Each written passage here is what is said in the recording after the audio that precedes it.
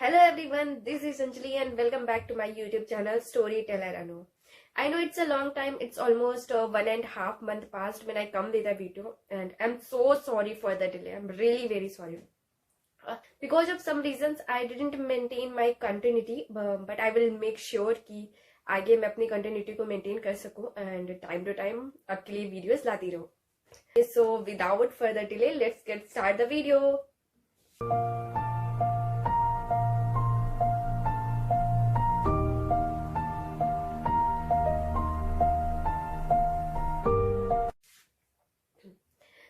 Usually मैं जिन books का review करती हूँ वो हिंदी लिटरेचर की कैटेगरी से होती है, बट आज मैं जो बुक लेकर आई हूँ वो थोड़ी सी अलग है. आई थिंक ये बुक आप में से बहुत सारे लोगों की बुक लिस्ट में या तो ऐड होगी या फिर बहुत सारे लोग इसे पढ़ भी चुके होंगे.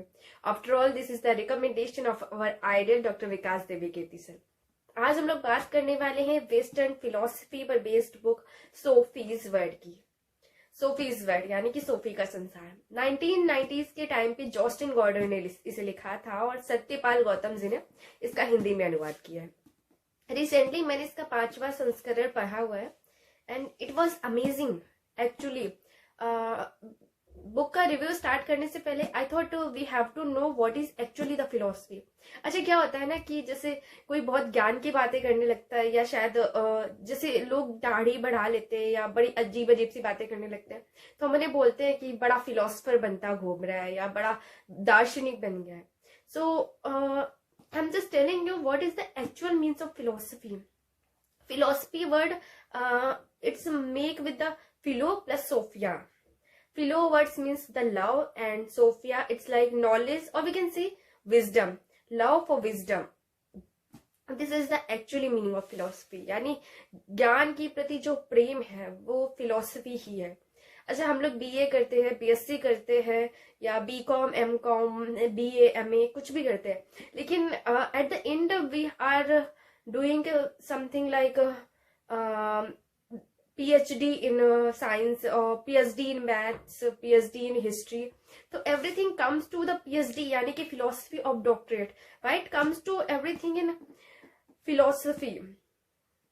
This is the reason that we are in love with something. We are in love with math. We are in love with science or anything whatever we are doing. So this is the meaning of philosophy. Actually let's talk about this book. Book में western philosophy का जिक्र किया गया है. इसमें Indian philosophy का उतना जिक्र नहीं मिलता है. This is written by Jostein Gaarder. Jostein Gaarder Norway के एक राइटर थे. इस बुक में स्टार्टिंग से लेके एंड तक जितने भी फिलोसफर थे, जितने भी साइंटिस्ट वगैरह थे, उन सबका जिक्र मिलता है. इसमें सुकरात भी है, इसमें कार्ल मार्क्स का भी जिक्र मिलता है, इसमें न्यूटन भी है, इसमें डार्विन भी है. तो इसमें सभी का जिक्र मिलता है. और स्टार्टिंग में इस बुक में एक फिलोसफर थे जिन्होंने कहा था कि एवरीथिंग इज चेंज्ड, यानी कि इस संसार में कुछ भी नहीं है जो परिवर्तित नहीं होता है. फॉर एग्जाम्पल, अगर आप किसी नदी में पैर रखते हैं और दोबारा उसी नदी में पैर रखते हैं, देन वो जो नदी है उसका पानी चेंज हो चुका है. मतलब आप जब दोबारा उस नदी में पैर रख रहे हैं तो भी वो नदी सेम नहीं है. और जो व्यक्ति यानी कि जो आप पैर रख रहे हैं आप भी वो सेम नहीं है. Everything change in the world. इस बुक में बहुत सारे राइटर्स का जिक्र मिलता है. जैसे इस बुक में फिजिक्स के न्यूटन के नियम भी मिलते हैं. इस बुक में डार्विन के योग्यतम उत्तरजीवता का सिद्धांत है, प्राकृतिक चयन का नियम है, उसको डिफाइन किया गया है. इसमें डेमोक्रिटस के भी बहुत सारे रूल्स हैं. इसमें सुकरात ने एक बात कही है कि बुद्धिमान वही है जो ये जानता है कि वो कुछ नहीं जानता. अच्छा, इस बुक को पढ़ते time we are feeling just we are reading something like mysterious, क्योंकि कई बार हमें समझ ही नहीं आता कि एक्चुअल में ये स्टोरी बेस्ड किस पर है. स्टार्टिंग में जब हम इस बुक को स्टार्ट करते हैं तो हमें ऐसा लगता है जैसे हम एक ऐसी किताब पढ़ रहे हैं जिसमें सोफी नाम की एक 14-15 साल की लड़की है जिसके ऊपर बेस्ड ये सारी स्टोरी है, और एक व्यक्ति है एल्बर्टो नॉक्स, उसे फिलोसफी समझाने की कोशिश कर रहा है. So in the middle of this book एक लड़की का जिक्र आता है जिसका नाम है हिल्डे मोलर्न है. हालांकि उसका जिक्र स्टार्टिंग से भी किया जाता है कई बार, बट वो उतना क्लियर नहीं होता है, बट मिडल तक आते आते वो एकदम क्लियरली दिखाई देता है. और कई बार तो ऐसा लगता है जैसे सोफी और हिल्डे दोनों एक ही हैं. जब आप बुक के एंड पे पहुंचेंगे तब आपको समझ में आएगा actually Sophie is just a median, is just a character, जो कि हिल्डे को फिलोसफी समझाने के लिए उसके डैड ने एक कैरेक्टर को लिखा था। लेखक जैसे एक राइटर होता है ना, वो एक कैरेक्टर को बनाता है टू कंप्लीट हिज नॉवेल, तो this was something like that. तो सोफी के माध्यम से हिल्डे का जो पिता है वो उसे फिलोसफी समझाने की कोशिश करता है। हिल्डे का पिता उसके आसपास नहीं रहता था, वो बाहर रहता था। बुक की शुरुआत में ही सोफी को 2 लेटर मिलते हैं जिसमें सोफी से किसी ने 2 क्वेश्चन किया होता है कि तुम कौन हो और ये दुनिया कहाँ से आई है। ये प्रश्न इजी भी है अगर आपको समझ में आते हैं, और शायद कभी ना समझ आने वाले भी है, क्योंकि ये कुछ ऐसे प्रश्न है जो शायद कभी खत्म नहीं होंगे। इन्हीं प्रश्नों के साथ इस पुस्तक की शुरुआत होती है, और इस शुरुआत के बाद धीरे धीरे ये पुस्तक डिमोक्रिटस से होते हुए सुकरात, प्लेटो, अरस्तु और बहुत सारे राइटर्स जैसे मार्क्स, डार्विन, फ्रॉइड, इन सब के बारे में एक छोटे छोटे अध्यायों के ऊपर, छोटे छोटे अध्याय के रूप में इस पुस्तक को बांटा गया है। सो बेसिकली इस बुक के थ्रू आप पत्राचार शैली को भी बहुत अच्छे से समझ सकते हैं, क्योंकि इस बुक में पत्र के माध्यम से ही सारा कुछ, जो भी फिलोसफी के चैप्टर्स है या जो भी फिलोसफी की एक बुक है, उसको पत्रों के रूप में पहुंचाया जाता है। बुक की शुरुआत होती है जब सोफी को एक अपने गार्डन से एक लेटर मिलता है और उसमें 2 क्वेश्चंस होते हैं, तुम कौन हो और ये दुनिया कहाँ से आई है। इस बुक में बिग बैंग थ्योरी से लेकर के मॉडर्न टाइम तक की जो हिस्ट्री है उन सब का जिक्र किया गया है। इस बुक को पढ़ते हुए कई बार ऐसा लगता है कि इसमें वर्ल्ड हिस्ट्री का भी जिक्र मिलता है, कई बार इसमें फिजिक्स की ग्रेविटेशन रूल्स को भी समझाया जाता है, कई बार इसमें डार्विन के प्राकृतिक चयन के नियम को भी दिखाया गया है, सुकरात की जो सोशलिस्ट बातें थी उनका भी जिक्र मिलता है, डिमोक्रिटस के भी रूल्स है, कार्ल मार्क्स का मार्क्सवादी सिद्धांत भी है। तो it is containing a lot of things.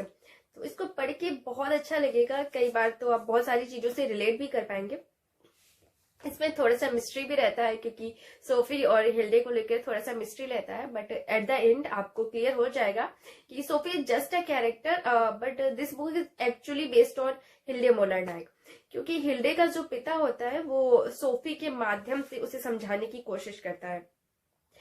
और भी बहुत सारी चीजें हैं जो ये बुक कंटेन करती है, बहुत सारी चीजें हैं, बट मेरा समय मुझे इसकी इजाजत नहीं देता, वरना बताने के लिए बहुत कुछ है, क्योंकि इसमें जिस वे में समझाया गया है दैट इज एक्चुअली अमेजिंग। आपको जरूर से जरूर पढ़नी चाहिए, बट आई नो कि आप में से बहुत सारे लोगों ने जरूर से पढ़ लिया होगा, बट अगर नहीं पढ़ा है so this is the right time, you have to go for it. So जाइए, इसे परचेज कीजिए एंड जरूर से जरूर पढ़िए। इस बुक में बहुत सारी चीजें आपको सीखने को मिलेंगी। वेस्टर्न फिलोसफी का जो एक बेसिक लेवल का है, या we can say it's in a advance level also, तो इट कंटेन्स इट। तो बहुत अच्छी बुक है, आई थिंक आपको जरूर पढ़नी चाहिए। एंड वेस्टर्न फिलोसफी के लिए आई थिंक इससे बेटर बुक जो कि नॉवेल के फॉर्म में आपको समझा दे, there is no book other than this.